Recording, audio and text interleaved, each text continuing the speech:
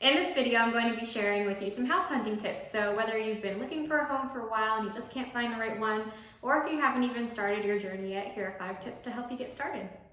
Hi, I'm Katie Garner with RE/MAX Advantage, and I am here today to help navigate you through your homeownership journey. So when you get started, the very first thing you need to do is reach out to a real estate agent and set up a buyer consultation. So this is a great opportunity to not only get to know your real estate agent, but to communicate the things you're looking for in a home, to answer any questions you might have, set expectations, which is very important. Learn a little bit about local market conditions. So maybe you're in a strong seller's market like we are, and you need to navigate the waters a little differently. Your agent will be able to answer all those questions for you.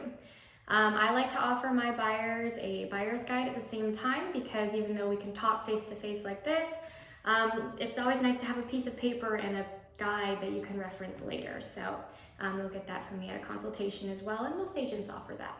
Now, the second thing you're going to want to do is speak with a lender, and I highly recommend asking your real estate agent who they like to work with.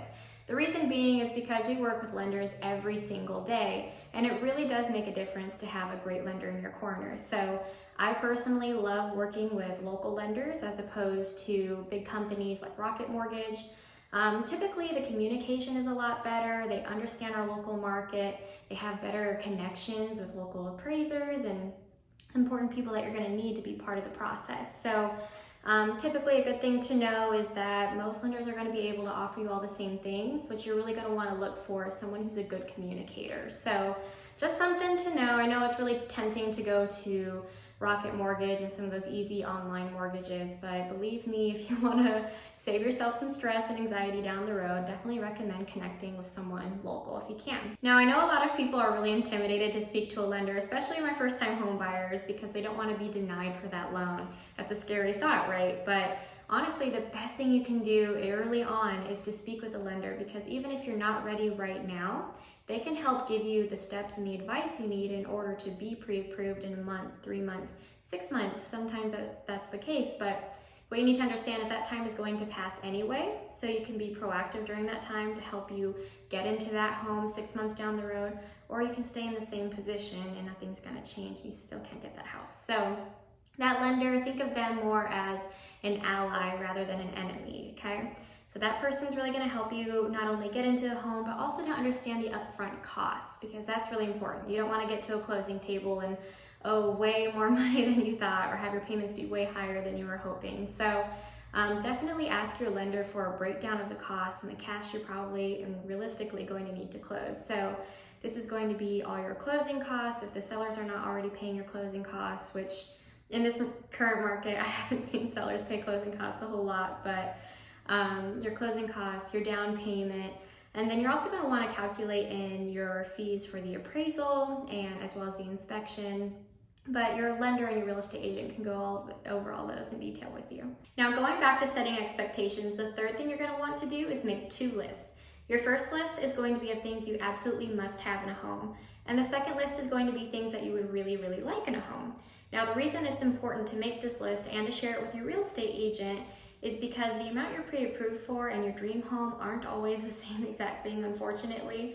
Sometimes a real estate agent can only get 3 out of the 5 things, but if we can make sure the things that we are getting you are the ones on your must-have list, then maybe we can help get you the things that you really want in another way, like an updated kitchen. Maybe we can find you a house that has that garage you absolutely needed, but we need to do some cosmetic work in the kitchen. Little things like that, make those lists, share it with your real estate agent. So the next thing you want to talk about is going to be the home buying trio. So there are 3 things you really need to focus on when buying a home. It's going to be the location, the condition, and the price of the home. So number 1, when you're looking at a location, unfortunately, you can't change the neighborhood. So if you love the home, but you hate the neighborhood, do yourself a favor and don't buy that house, because you can't change your neighbors, but you can take a home that's in a great neighborhood that you love, and you can personalize it and make it your own. The second thing is going to be condition. So hopefully you have gotten a report on your home from a home inspector, and you know what repairs need to be made, or maybe that repair list was way too crazy for you and you want out of the contract altogether. Something to discuss with your real estate agent, but it is important to make sure that the home is in overall good condition, unless you're walking into it as an investment property or knowing that it's going to need a lot of work.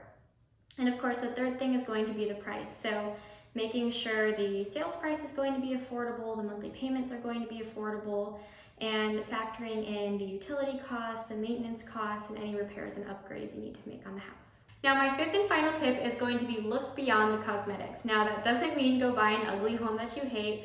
Obviously, we want you somewhere that you love and that's beautiful and it makes you happy.